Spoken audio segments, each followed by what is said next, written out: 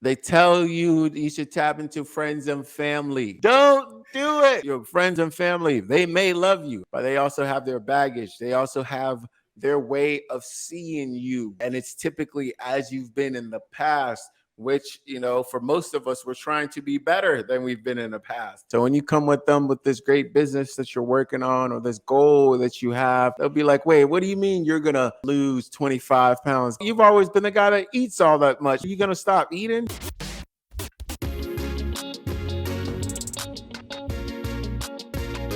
Welcome to the Good Life. Welcome back to another episode of the Good Life Visual Audio Podcast. I'm your host, C. Muzan. I got Kabi here in the building. Say what's up, Coach.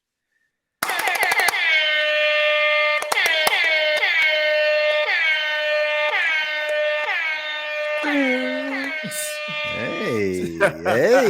I'll catch you something right there. Hey. What up, though? Somebody's feeling good, man. Somebody's feeling good. Yeah. Back in the building. Yeah, that's right. Uh-oh, you That's about to right. spit some bars? Go, Yeah, go. I was. Oh, I was. Then I didn't want to disrespect the great craft that is hip hop. I caught myself. We got to stay in our lane. Yeah, so I'm not gonna do that. Listen, every once in a while, you just gotta feel the flow, like let it flow out of you, right? And just whatever comes to mind. That is the craft. That is the craft. You're just putting some words together. See, that sounds like encouraging, but I feel like it could also lead to some pretty terrible outcomes. So I'm definitely setting you up. Yeah, definitely setting you up. Yeah, see, there you go. I just needed the clips. We just needed the clip from it. That's all. Look at that. Gotta be careful, man. Gotta be careful. But I just want to say shout out to Detroit, the greatest, second greatest city in the world. I don't know what number one is, but Detroit can't be number one. So, as much as we love Detroit, no, it can't be the number one. That would be like, that'd be too much. That's a lot. It's a heavy crown to carry, but it's all good. Definitely better than Philly. Never. Anyway, join us over in our Facebook group, guys, because that's where you're getting some more access. We got that workshop coming up for you.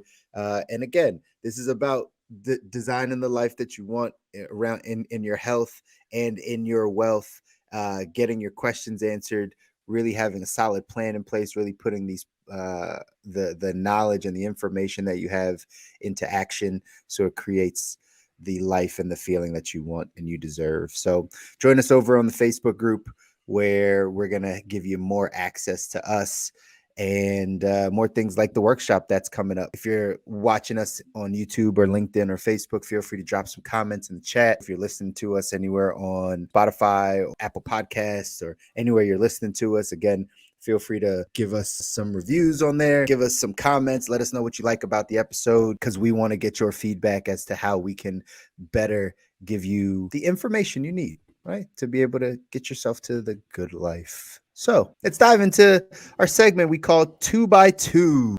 2x2. The collapse of Silicon Valley Bank, SVB. This just happened this past week. Again, depending when you're listening to this, there may be some more things, but this was the first domino that we kind of saw over this past week, which is the second largest bank crash that has happened since 2008. The Silicon Valley Bank suffered a $1.8 billion loss because some people started pulling their money out and they didn't have it, and essentially basically went under. Obviously, there's some other details there, but essentially that's what happened. After that happened, the government, the Fed, and the FDIC came in and said, you know what, we're going to bail all of the customers out. So everybody that was a customer of the bank. Normally, the FDIC only insures up to $250,000 of customers' money, but the Fed and the FDIC decided to make sure that all of the customers of SVB would have their money. If they had 10 million or 20 million in there, they had access to that money. And yeah, they stepped in to kind of save them, because this could have been bad. What's your thoughts? What's your thoughts, Kavi? Give me your thoughts on this situation.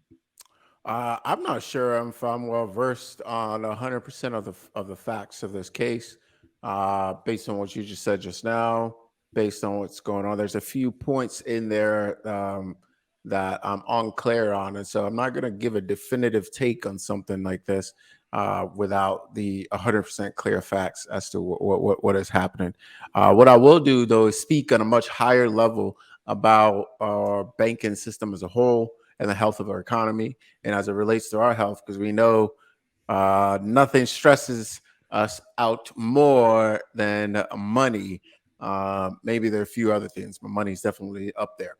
So the thing that I found was very interesting is in this situation is that the what is it, FDIC, Mhm. the government, or is it the Federal Reserve, whoever? My question is, where is this money coming from? Normally, 250,000 is the limit. Now we're talking about every client. Which, if that was the case, if it only covered up to 250,000, that would mean that over 95% of the money in the bank or of deposited money will be missing. All right, because you're talking about clients, startups that are surely depositing far more than 250,000. So now we're saying they're going to be covered up to what, 10 million, 20 million. Hear me carefully here. Where is that money coming from? Where does the government or the FDIC or where do they just have millions and not just like a couple million, tens and twenties of millions of dollars just sitting there to quote unquote bail the customers out? What does that mean? And maybe I'm ignorant, maybe I don't know. That's why I'm asking these questions. So if you do know, feel free to help me out. However, it seems to me like pulling millions of dollars out of thin air is quite an amazing magic trick. And I just want to know how they're able to do that magic trick. But I guess a magician never reveals his secrets. So I'll keep waiting. Very well put, sir. Magician does not ever reveal his secrets. And yeah, that money, like I'll kind of address yours before I give my side of things.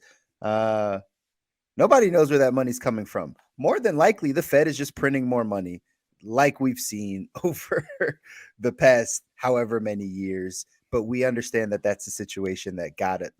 That's part of the problem that got us into this situation.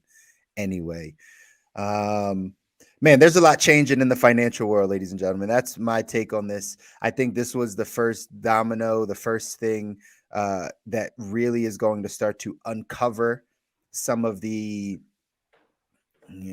for lack of a better term, shadiness that happens in our banking system, right? The shadiness that happens with money.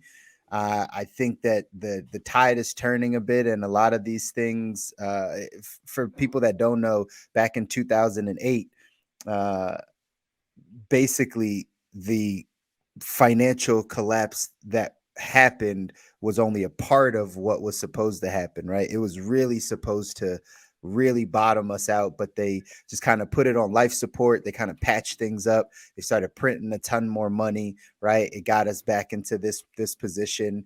And I believe by this bank going under, it was kind of the first thing that we're all seeing that says, oh, the system still is incredibly broken. And it's kind of like the visual that I get is, the dam that has all the small holes in it before the whole thing just shoots through and breaks the dam. Like, this was that major crack where you started really seeing like, oh, this thing's really about to bust open.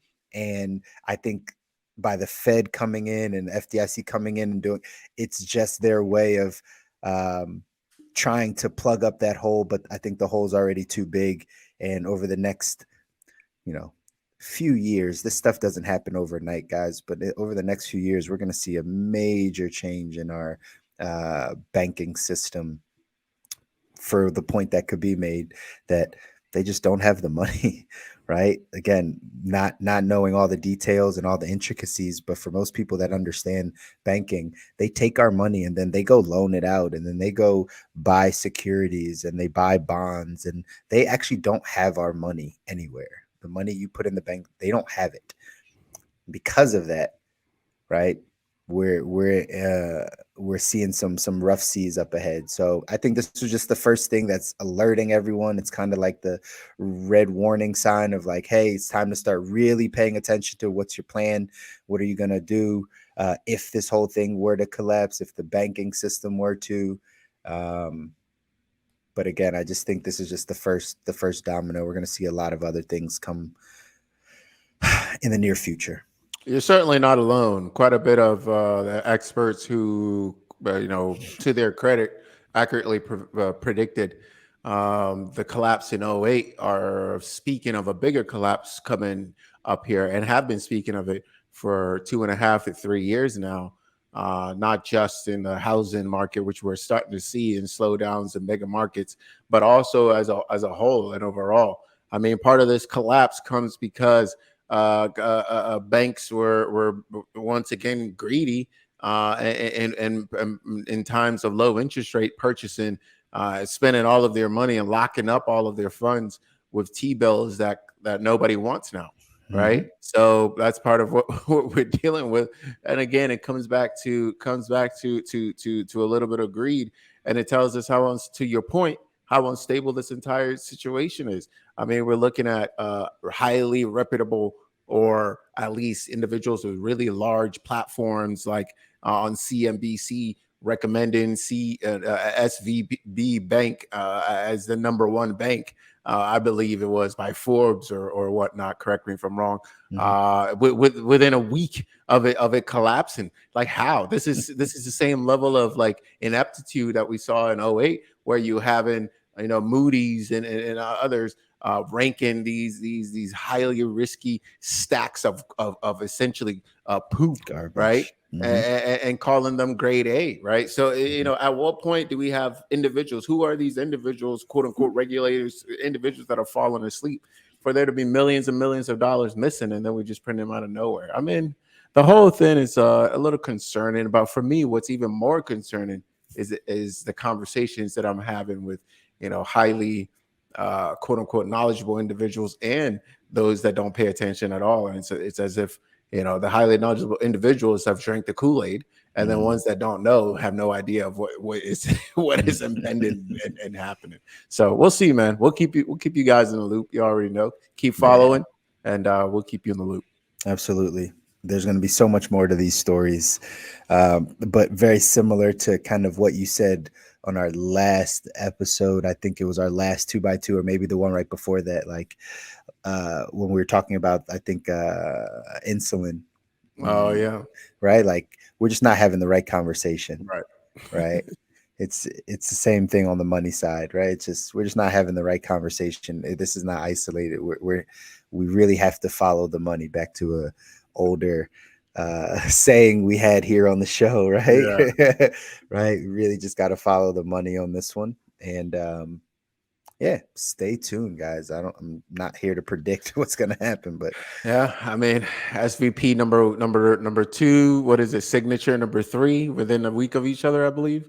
I'm mhm. not sure, but yeah, it should be interesting. With that said, let's move on.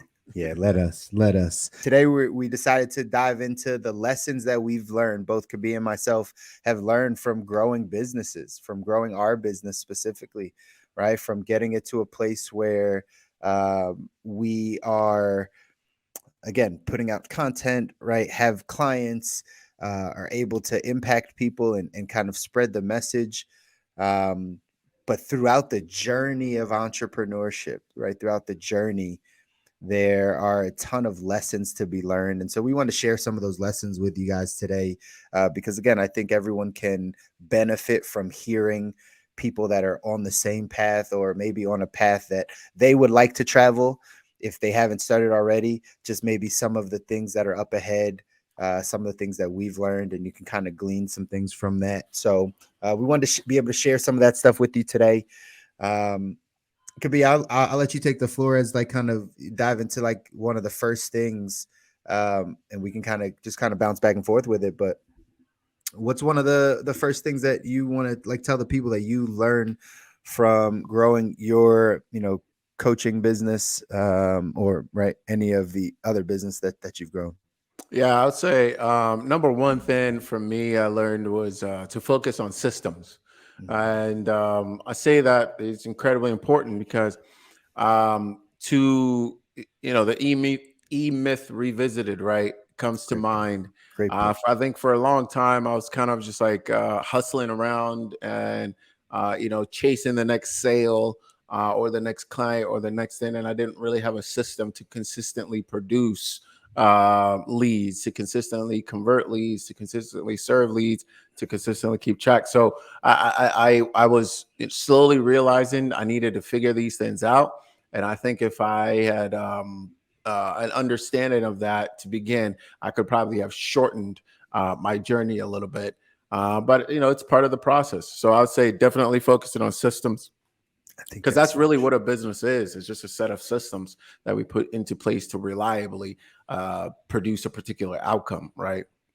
So I Yeah, think that was definitely number one, and I think it's worthwhile for us at some point to go into detail on what that means. So maybe I'll do a little bit now. I think for the coaching business, if you're doing it the way I'm doing it, all right, it means you need a system to consistently get in front of your ideal client. Of I would call that content. If you call it something else, feel free. All right, and then a system consistently talk to and engage with our ideal client, and then to get them into the sales process, which a lot of people kind of avoid because that's kind of like the dirty word, etc. But sales, when done correctly, is actually in service of people, that's right. right? And so I think if you're not paying attention to the sales process, you're doing yourself a disservice and your ideal client a disservice. So I think that was one of the things as well. And then a system could to consistently deliver, whether it's the course, whether it's the program, whether it's the ebook, whether it's the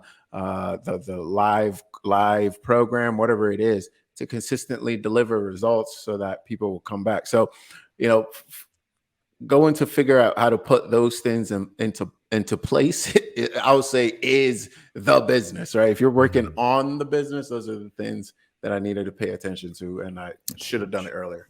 That's huge, man. I second that 10,000%.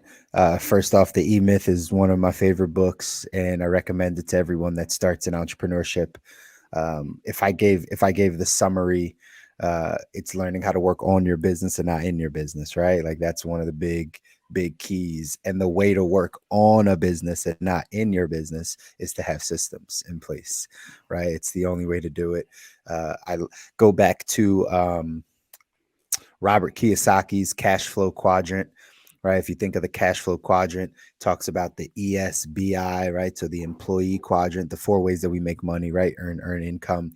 The employee quadrant, the S quadrant is the self-employed quadrant, the B quadrant is business owner, and the I is the investor.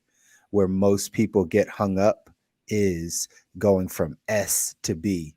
There's a difference between being self-employed and being a business owner. Here's how Robert Kiyosaki defines it.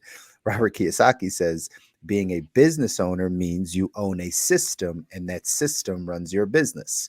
When you're self-employed, it is around you. If you do not show up, you do not do the work, you do not get paid. The business doesn't run. This can be anything. This can be high paid doctors or surgeons or attorneys, right? If they don't show up to do the work, if they don't do it, right? Like the work doesn't get done. So therefore they are needed in that process. A system, heard this before, stands for save yourself time, energy, and money, right? Save yourself time, energy, and money. That would be the acronym. And what it does is you put these systems in place so that you can work on the system and then people can run that system. You can step away from it and it can run better than how you left it. That is the key to building a big business and not just being self-employed. And putting systems in place is the hardest thing to do for businesses. That's why most businesses don't do it, or Mm. they struggle to do it, because it takes a lot to put in a system, because there's so many different parts to it. But you can model after any of the great business systems that we've seen. I think McDonald's is arguably the best business system that we've ever seen. Somebody might want to drop, their favorite business system, but in all honesty, I've given this example before. McDonald's owns the most real estate in the world out of any business, right? And their billion-dollar business is run by people typically under the age of 30 or over the age of 50. Like, typically the least qualified people of society. No shame or guilt to, like, working at McDonald's, but typically that's someone's like first job, and you might have a manager that's underqualified, right? That works there, and they still are a billion-dollar business. Why? Because they have systems that run. So it's not really about the talent or the people, it's about the systems. So that's why systems are important. I 1,000% agree with that. For me, one of the lessons I learned in business is that I had to be more mentally tough or mentally strong, mentally stable, however you want to put this. This is a mental game. I learned early in business that most businesses, right, not 90% mental and 10% like skill sets, like 90% mindset, 10% skill set, right? There's a part of your skill set that's really important, but a lot of times it's just how you think about things. It's your mindset around things. It's how you handle adversity. It's how you handle rejection. It's how you handle stress. It's how you take on responsibility. It's the things that we talk about on this show, right? How are you dealing in your health? Right? Your mental health, your physical health, right? It's how tough are you mentally? How strong is your mind to be able to fight through and get through the things that entrepreneurship or building a business will take you through? That's something I think people underestimate when they come into business. They come in like kind of expecting things to go well, and that's great. But when things don't go well, like, how do you react to it?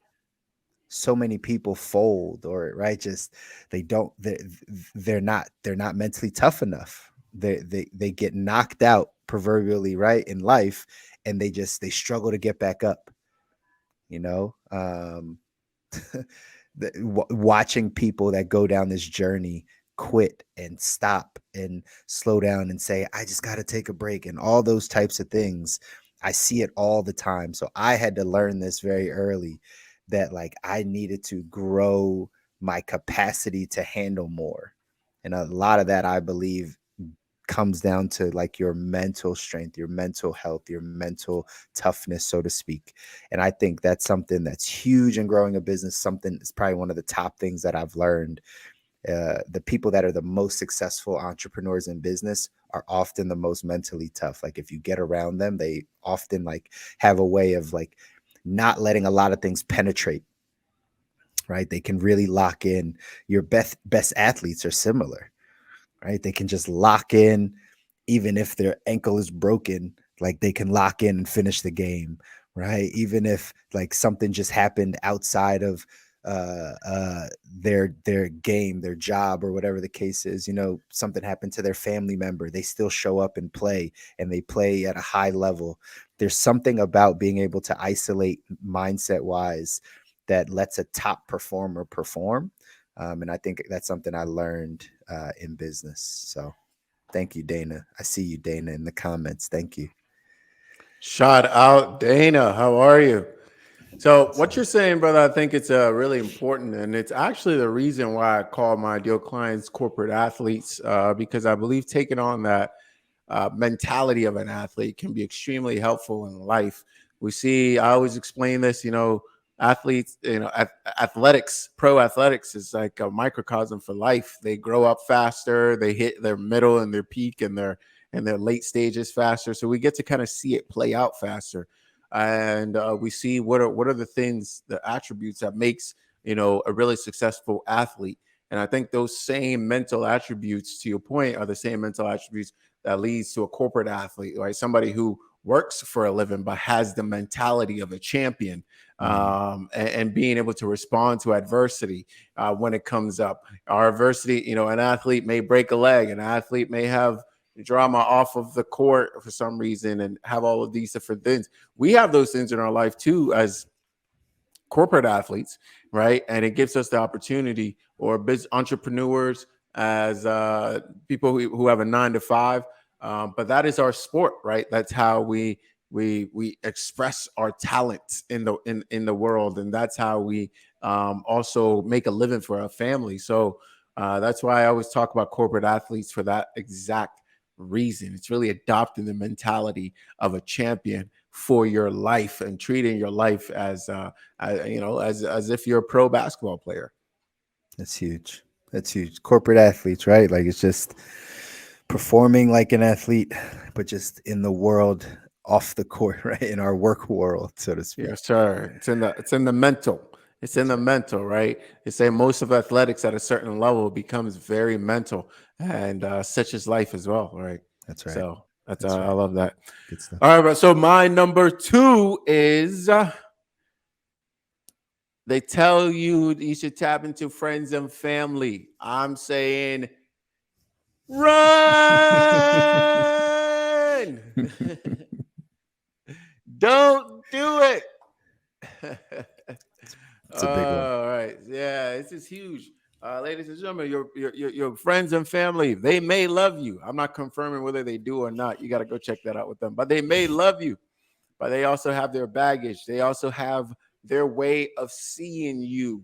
And it's typically as you've been in the past, which, for most of us, we're trying to be better than we've been in the past, right? Mhm. So they see that version of you, not the version of you that you are creating into the future or you're manifesting into the future. So when you come with them with this great business that you're working on or this goal that you have, all right, they'll be like, wait, what do you mean you're gonna lose 25 pounds? But you've always been the guy that eats all that much, man. Are you gonna stop eating? You're gonna stop.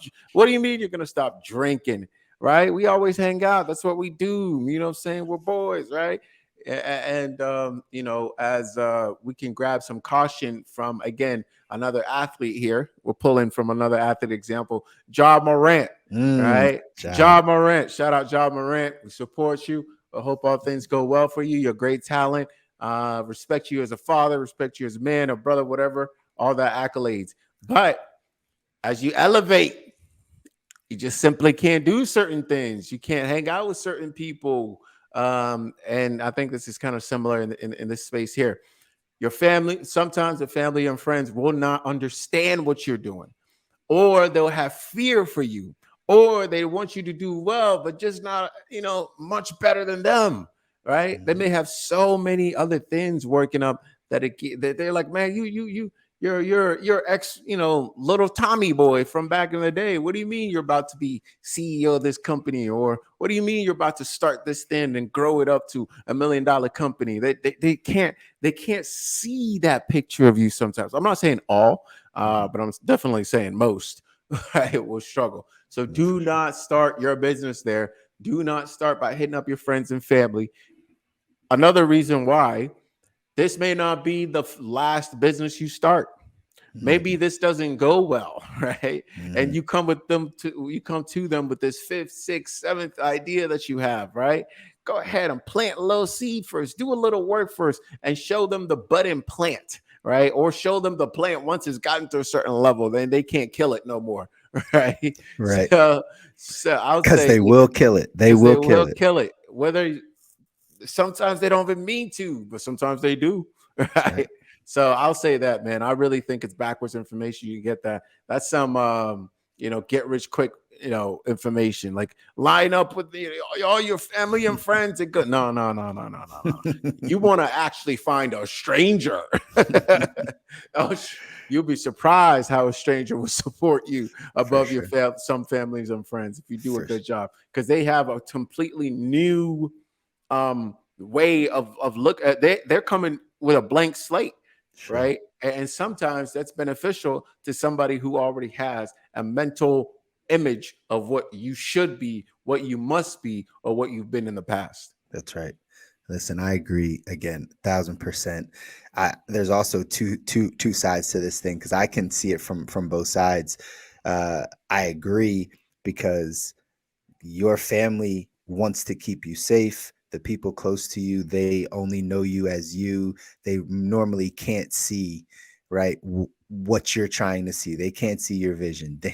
Dana just put it down in the chat. Dream stealers. That's what we call them. We call them the dream stealers, right? They're typically your friends and family. The reason why most people lose in business is because they take the advice and opinion of their friends and family and people that are closest to them that don't have their vision. It's 1,000% true, right? The other side of that, I found in my business, right? Because we're talking about growing business. I found that the people that are close to you should still know what you do. That part of it is important. You may not take in their opinion. You may not want them to be a client or a customer or ask to support, none of those things, but they should know. I always would say, if you opened a restaurant and you had a restaurant running, everyone around you should know that you have a restaurant. It doesn't matter if they come to eat at your restaurant. I really could care less if the family came to eat. It'd be nice if they did, sure, but I don't care if you do. But you should know that Chris is a restaurateur, right? Like, yeah, I think he has some restaurant. That's all you need for them to know. When you step into that lane of support me and buy my product and right, like help me in business and all that type of stuff, it's not going to be for your friends and family, because again, they see you as a certain person and it's hard for them to not see that person. That being said, though, I think everyone around you should know exactly what you do. If you have a business and want to grow a business, people got to know what you do. They have to. It doesn't matter if you have a tire company or you are starting a startup, right? Like, people should know, like, hey, this is what I'm doing. You just can't take their opinion or value their opinion or their advice on what you're doing. Because every once in a while, you will come across that one family member that is an entrepreneur that does support and gives you some great information and some direction to be like, hey, you need to go talk to so and so about what you're doing.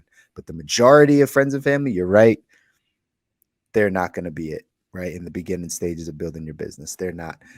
Again, the reason why I also say it's important to at least show them what you're doing is because in 3 years, when you're still doing it and crushing it, they'll come back around.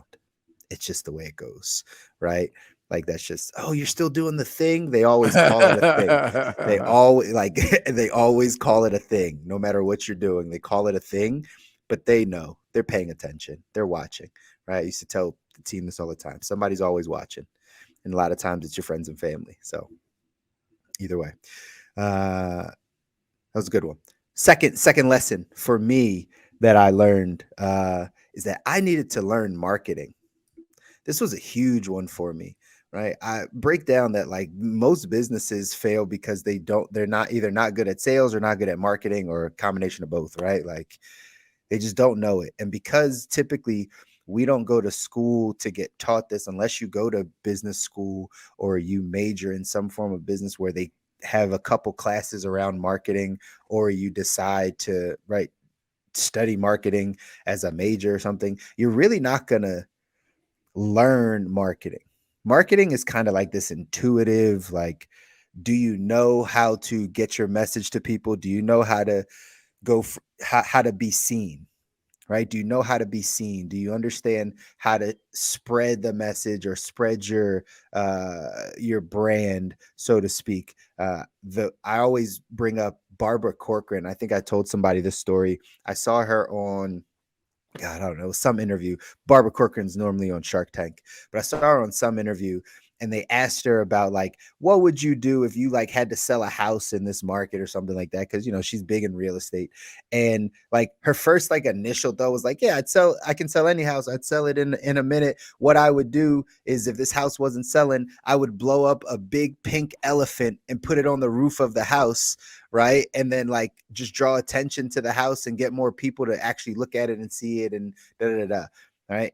And it was so simple, yet like, when's the last time you saw a big pink elephant on some house, right? Like, there's not a realtor out there that's sitting there like, oh, I know how to sell this house. I'm gonna blow this up and put a big pink out. Like, it was just so intuitive. That's marketing, and she understands how to get attention, right? And money follows attention. So if you can get attention, if you can understand how to market something, right? You can drive sales. And I learned that. I had to understand that like sales isn't just everything. Like it's if you don't have this marketing component of how to go get more, how to get in front of more people, how to have more influence, how to again get more people to see you, businesses slow down. Like Mhm. it's only so much you're gonna be out there like pounding the phone selling. Like you gotta focus on marketing at some point. And I learned that early that that was the game. Actually, really getting good at marketing. You find anybody that's a really good marketer or really good at marketing, they probably have made some money in their business. Marketing just exposes your product, though. It exposes your business. If you're really good at marketing and your product sucks, more people are just going to find out that your product sucks, right? That's what happens. But marketing is the catalyst. So I had to learn that side of it. Mm. Yeah, I like that. I like that. And I think that that's one of the systems, right, Mm, into place. I think that's a huge one. Okay, so for me, I one thing I had to learn, and I'm continuing to learn at every stage, is my sort of my money mindset, and when it comes to value, like mhm, what is how much is this then worth? I think that's how I'll put it. How much is this then worth? Um, and there was a lot of money, a lot of mindset things I had to unlock around that. How much can I charge for my skill? What is my? I would say this. I started out kind of giving it for free to mhm, see who wants it, right? But I think at some point, and the quicker the better, is to graduate from that state of mind. I think it's a good thing to give things for free, but I think you want to as quickly as possible graduate from that, mm, because otherwise you end up, and this almost goes hand in hand with family and friends. mm, I as I had to really learn that as long as I was willing to give it for free, that's what people will give me. mhm, $0. mhm, Right. So and I think that's huge because there's a lot of moral sort of undoing and kind of like tangling dance that at least I did. Maybe you didn't. mhm, And so it's like, man, I mean, can I really charge like $500, 1,000, 2,000 for this? What?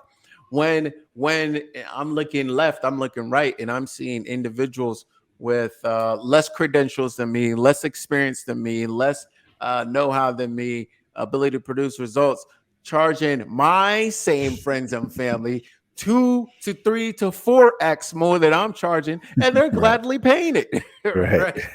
So I think it's incredibly important to examine the money mindset that you're bringing into the business, and yeah, like I said, I continue to work on that, and truthfully, that's probably what more than anything, well, systems is the other thing I've paid for, but Mhm, that's another thing I've really paid for, is that undoing of that money mindset around value. What am I mm, worth? What is my worth in this situation, and how do I mm. actually ask for what it is that I believe I'm worth?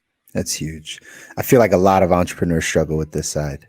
I feel like a lot of people struggle with value. What am I worth? What is this product worth? What is my service worth? What is my expertise worth? Double-edged sword, because some people think it's worth more than it really is, right? And in business, right, the market determines the worth. The market determines it, right? And so you can put a price on it for sure. And some people, I've seen entrepreneurs stick to a price that no one's biting on. And I've questioned, I'm like, you ever think about lowering that price? Maybe it's just not worth it. If the market's not willing to pay for it, then maybe you're either A, in the wrong market, or B, maybe it's not worth that. Maybe you need to change the offer. Maybe you need to add some things, right? Like there's some things that have to change as well. But the mindset of like knowing that you can charge for something and that it's worth it and standing behind it and just finding the right market, I think, like you said, that takes some some unlearning, right? It takes some unlearning of some conditioning. You know what I mean? Yep, 1,000%. Yeah, I think it's a big deal, man. And you know, for those of you that follow me, you understand. Like, I actually do everything for free. Now, you know, we get paid on the insurance side of things, right, with insurance policies and things, but like the service is free. We have a little bit different model on the money side of things, and I can give you the philosophy behind it. It's more because of who we're trying to reach, right? When you're trying to reach the masses, you make it as simple as possible for the masses to be reached, right? If Amazon can charge as little as possible for a product, like they realize they can get more people, right? And so for us, it just happens to be that that's going to be free. And what I've found in my experience doing this for some time is the right people that want the help, they stick around. The people that don't, they don't, right? They don't. So again, different business models, lots of things to learn, but like again, most people that have a product that they want to be able to get to people, you have to put a price on it.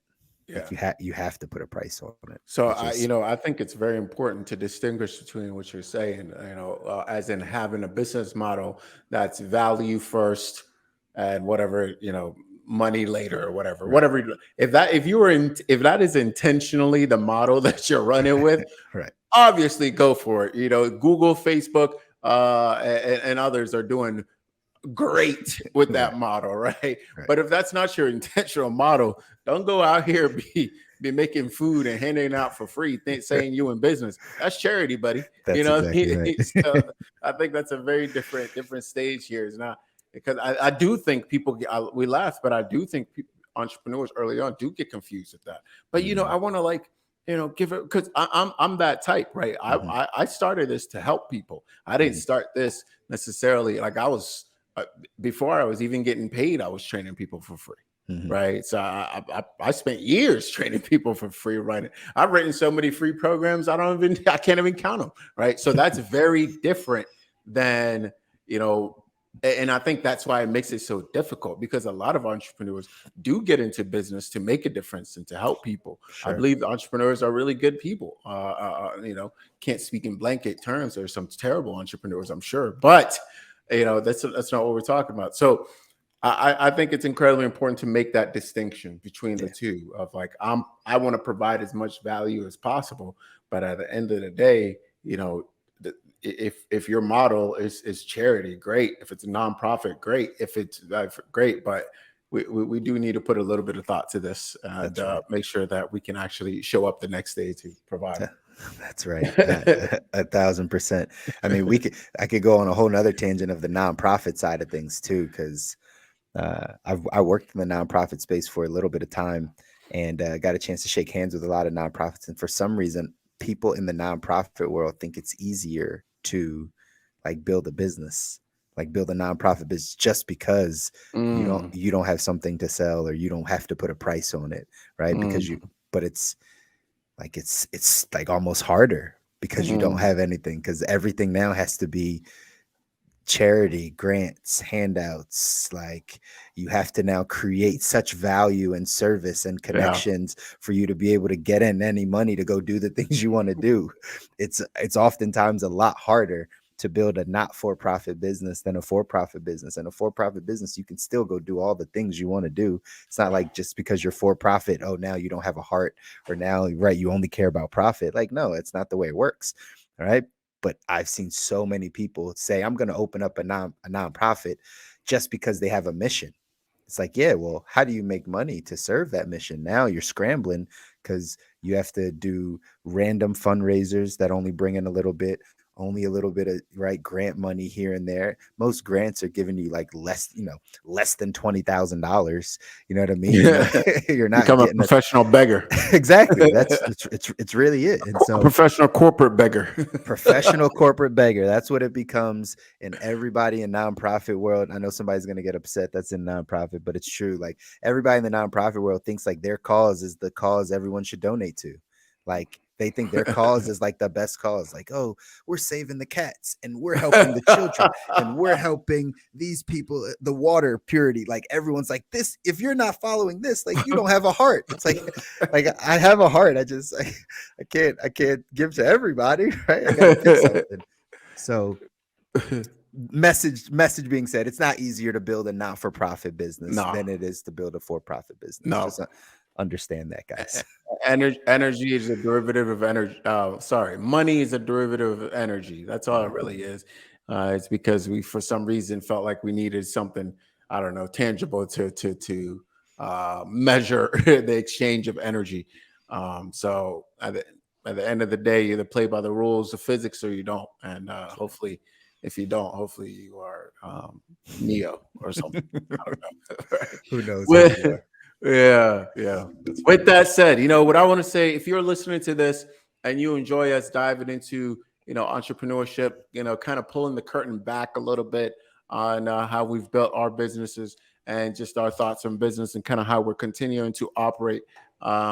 This is stuff that we do on a day-to-day basis. It's a little different than typically what we'll be sharing with our clients. I actually, to speak for myself, Chris, you can correct Mhm. me. And so, but I do know there are a lot of people who ask me about the business side of it and my personal experience. If you want us to talk more about that, let us know, whether in the comments or if you see this clip somewhere, or if you watch the full video, or if you're live with us right now, so that we could talk about it a little bit more. I think we do have quite a bit of, at least, hey, I tried this and it worked, or I tried this and it didn't work, that we can share with you guys. And also maybe throw out some of the few things we're working on. Maybe you have some expertise or you have some people in your network that we could connect with to make sure that we are moving as a group to make an impact and help people out here to develop their version of the good or great life. That's right. That's right. Absolutely, guys. I think it would be great to be able to talk more about business, right? We Mm. turn this into a full entrepreneur podcast. You know what I mean? Because that's what we are. And in all honesty, guys, that's the secret. That's one of the secrets to building wealth. I don't know if it's really a secret. There's a lot of people that push back about it out there of like, oh, you don't have to own a business. And well, everyone that's wealthy has a business. I don't know. I don't know what else to tell you. Whether or not their business is defrauding the government. Who knows, right? Like at the end of the day, they have an entity set up that That's produces right. them income and they're That's not right. going somewhere to get a W-2, right? So at the end of the day, I think it's incredibly important. At the end of the day, I liken entrepreneurship to ownership. And we talk a lot about ownership on this podcast anyway, right? Ownership of your life, ownership of the things that you want to make happen in your life. So, yeah, entrepreneurship is just an extension of that. It's being able to own and control your life. You just happen to control your income. The person that controls their income controls their life typically. So, That's right. yeah, we'll talk about this entrepreneurship stuff a little bit more. But to kind of wrap it up, my third lesson that I've learned over time being in business here and being the entrepreneur is that I had to get better with people in general, people, relationships, understanding people, having more empathy, more listening skills, the things that deal directly with people. I had to get much better at. Oftentimes you would hear, and I would hear people say like, "Oh, I don't like people," right? Because they're probably in a job where like people piss them off, right? They're in some type of service position or even just being at a job where they have coworkers that they don't like. So they often say like, I don't like people, but I realize that people is the gateway to all the things that you want to make happen in life. Right? People, it's the relationships that all the old cliche saying, it's not what you know, it's who you know. That It's how many actually dollars in your pocket? Oh, I'm sorry. it's not what you know, it's who you know. And if you know the right people, you can actually get access to the right information. And that information will get you to the financial opportunities you need, whatever the other opportunities are. But just in general, building with people, being good to people, learning how to help people and listen and all those types of things. I had to learn how important that stuff was. Probably one of the best books written on it. Somebody maybe drop it something else in the chat, but it's How to Win Friends and Influence People. Good old, I think it's Dale Carnegie that wrote that book, How to Win Friends and That's right. Influence People. Just understanding some basic things on human nature, right? Understanding how people operate and what people need to, like, what is important to people. You know what I mean? I think that type of stuff is incredibly important, and I had to learn that over time. And I think it's important for anyone that's growing a business to learn how people operate. You're going to have customers, you're going to have clients, you're going to have employees, you're going to have, part-time staff, you're going to have, if you're big, shareholders, board members, everything around is going to be people, right? And if you can understand how to love people, love on people, care for people, be good to people, I think it's just the way to build a massive business or build anything that you want to. If you learn how to love on your customers and love on your people, like in your business, I just think that's a recipe for success. So that one's a big one. People run everything, right? There's not going to be a time that you're going to build a business and not have to interact with a person, even on like a customer service level. Like, even if you chose to build an online business that's automated and all that good stuff, like, you probably have a virtual assistant or somebody that you're going to have to communicate with. And then at some point, you're going to get some feedback from a real human being that you might need to make a call to, or send an email to, or have some type of personal touch to eventually, right? That's just the way it works. The higher up you go, the more you're just going to need people skills. I think it's incredibly important.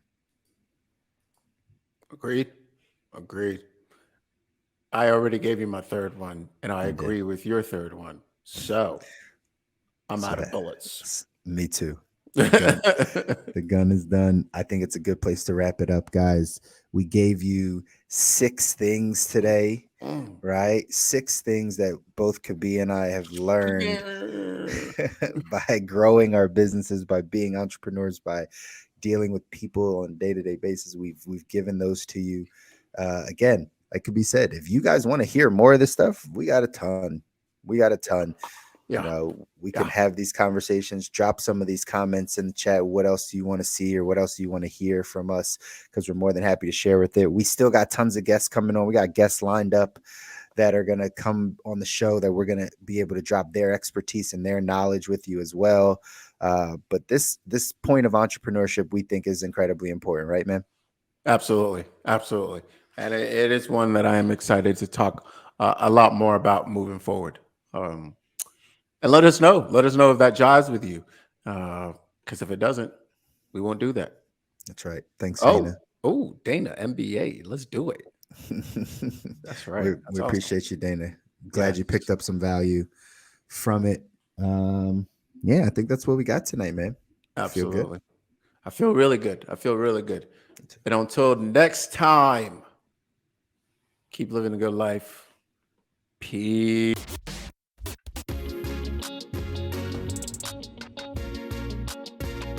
Welcome to the good life.